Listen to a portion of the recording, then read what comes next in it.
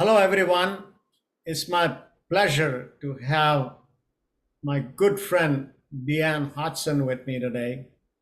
She is in Arizona, but we're together at this point to talk about a very fascinating topic, which is journaling. And as you know, our whole approach has been about holistic practice. All these videos are all along those lines. And how does journaling fit in a holistic way? And Deanne has been doing that for a number of years, so I'll have her introduce herself and then go ahead with the topic journaling. Over to Deanne. Okay, thank you, Colin. It's a pleasure participating in this. Journaling has been a part of my life for probably almost 50 years. And let me tell you first that I appreciate life from a holistic standpoint. And I started out as a registered nurse. I still do that. And anatomy and physiology is fascinating to me. I use that when I teach Tai Chi and Qigong and when I coach. Then I got a degree in psychology because I thought, wait a minute, how people think has a big bearing on how they react or feel about their body and their health. So I got that, and that's been helpful. And then I discovered that there was another dimension to all of us that was severely overlooked, and that's the spiritual side of who we are, not religious, spiritual. So I ended up in seminary, which did not address anything about spiritual. I had to discover that stuff on my own, but it has tied everything together in what I do now, which is coaching and teaching.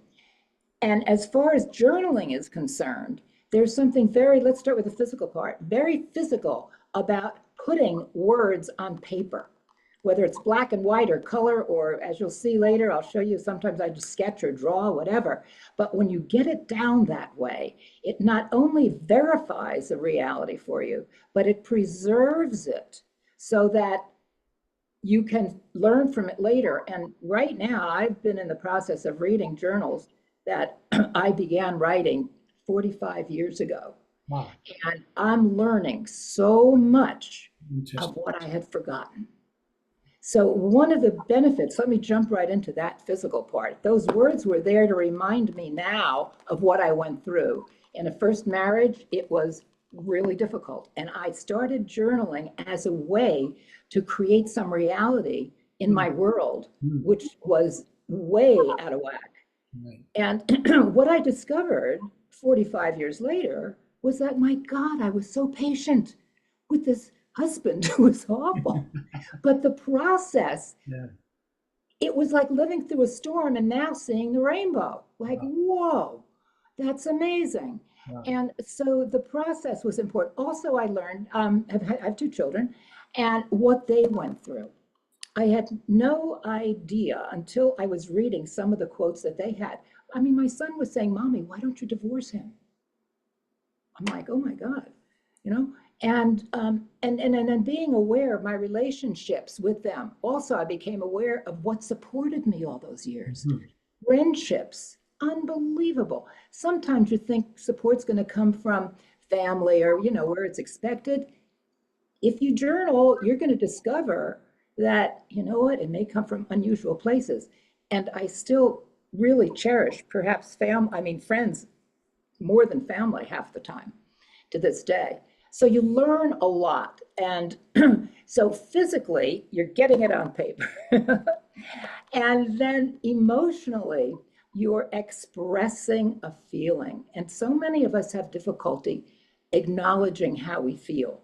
And particularly when we're angry. And I've discovered along the way that many people feel guilty about being angry. And sometimes they're angry at God.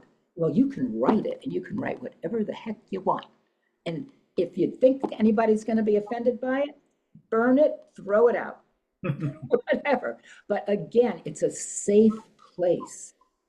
I also discovered this, talking about God, that in the beginning, I started writing letters to God, dear Lord, whatever, And this is before I went to seminary. And then I went to seminary. And then through that time, I'm questioning an awful lot of things about the church. Why do they have these doctrines? And why do they think one is better than another? But it's all there. And I thought, whoa, that's pretty profound. I didn't realize I was looking so deeply at those things. And so there was a journey, a spiritual journey there that went on, and to where I am now, which is totally liberated from most everything I had been taught, but I needed what I had been taught. So it's helped me recognize that don't judge people, Deanne, because they may need what their image of God is, a man in heaven, whatever it might be, but they may need that at this point in their life. It doesn't mean they're going to be there always, but that's up to them. It's part of the journey. I was there and I didn't realize that. So that's been really helpful. Another thing emotionally that I am now discovering, because I've gotten through my journals to the point where finally got divorced and moved to Arizona. Before that, fell in love with somebody I said, I wouldn't know love if it hit me on the head, right? Well, it sure did. And just to have written down those positive feelings, what it felt like to really be, what it felt like to trust somebody, and how I was afraid to do that. And it's all in writing. So some of that stuff I'm going to share with my present husband, but the earlier writings where I went through very difficult times with my former husband, I'm reading it and I'm throwing it out. Who is going to benefit from that? It's not going to help my kids, that's for sure. Right. And my daughter ended up with a good relationship with her father. And I don't want to ruin that. So it's not going to serve a purpose at all. But I'm still learning from it. Now, let's get back to the physical part. It's interesting. Before you go into that, I have a question, a little specific question about this journaling. Yes. It sounds like you were writing your past experiences and feeling current feelings that you are having in the current situation. Am I understanding that correctly? I'm reading journals from 40 years ago. Well, I realize that, but when you're writing it, you're writing your experiences at that time. At that time, yeah. Okay. And so you have, and then do you ever write, when you write the journal, do you write for the experience you just had, past or current experience, or also something about future? Well, all of that you work with, yeah, because some of it is recording what went on. I see. To reaffirm what went on. Some of it is recording how do I feel now because of what went on. I see. Okay. Some of it was about, will I ever get divorced? Will I ever love anybody again? Questions to yourself and absolutely. And then decision making can evolve from that, you think? Absolutely, it can, Colin. That's a really good question, because I found that I was weighing, do I move to Arizona?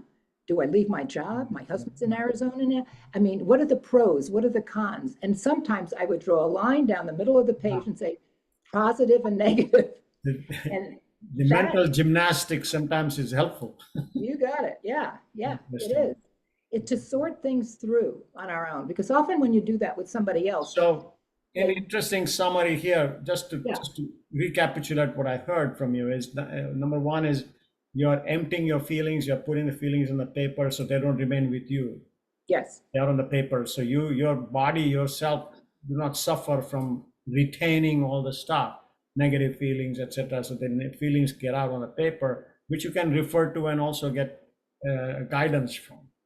Exactly. It's a release. A release, It's also recognizing how you really feel. And I found sometimes when I was writing, when life was difficult, in the process of writing, tears would come. Right. So I'm feeling at the same time. Right. It wasn't purely just getting the words down. And then options come up and somebody says something and hope comes in there sometimes solutions come in. Yeah. You don't know where it's going to go. And people say, okay, where do I start with journaling? I don't know about this. Right. And it can be as simple as choosing a book. I mean, here's a little one I was using at one time. Yeah. But something that's appealing to you, or just grab a piece of paper and decide, okay, I feel like, and a color, choose a color and write that word down. And then just let whatever thoughts come into your mind flow onto the paper. It's sometimes nice to maybe light a candle, have a glass of wine, whatever, Interesting. and sit down and enjoy the process. So now we've gone to one side of it, like emotional, release is one thing we said. Then we said some possibility of decision-making options come up, on your Yep. own. In order to build yourself, do you make any kind of affirmations or anything like that? You write any of affirmations or anything in that? Not really. No, I didn't know about affirmations back then, and um, I still don't really use affirmations. You To me, don't. they're words with a bunch of letters. I'm more into feeling things. Yeah, back when I was I'm using scriptural quotes, but they weren't really, well, some of them were affirmations, I Yeah. suppose. Yeah. So the person who is starting out, and usually, what kind of they have a block to pick up something and write. Yeah. Oh, I'm sorry. What was the They question? have a block of writing something about, they don't have description, they don't have words. What happens? That's when you just write down, today I felt, or now I feel, or you could just start at I am, and then just fill in the blank. Right. I have That's one. it. Keep it Yeah, I have simple. one more possibility that I have been using at times now, and that is talk to something, talk into the recording. I've been using that. Part of the reason I'm offering this, because this is another option that people listening to the video can possibly have, and maybe they can share with us what the possibilities are for them. And these things become, interestingly, what you're looking at 45 years later. Yeah. It's an amazing journey into who you are, who you became, and how you became what you became. Right. It's one. And the second part of the whole story sounds today that it's a document of history of yourself. Yes. It's almost like saying that it is your own what do you call that? The journey. The Bi- journey. yeah, biography. Biography. Yeah. Autobiography. Yeah. It's a real. Autobiography. Yeah, it's almost like an autobiography. Yeah. You mentioned something very interesting today, and this is another thing that I've used. We never go anywhere without our phone. Okay, that's a half of a brain, Right. and you can record in it. So Right. sometimes I'll think a thought, and I think, oh my God, I've got to remember that. And I have a place on my phone and I just dictate, and Yeah. I can remember it. So that's Right. that's a Right. good one. And then That's it. we're dealing with the transition course we did before, and we are leaving recordings for people to listen to also. Right, right. Now, Yeah, messages, for example, yeah, messages, forwarding messages to people. So I think for the purposes of this initial discussion, we can always go into much more depth here because this is a huge topic. yeah. But for journaling, therefore, would you say somebody needs to just get started and just chart the territory?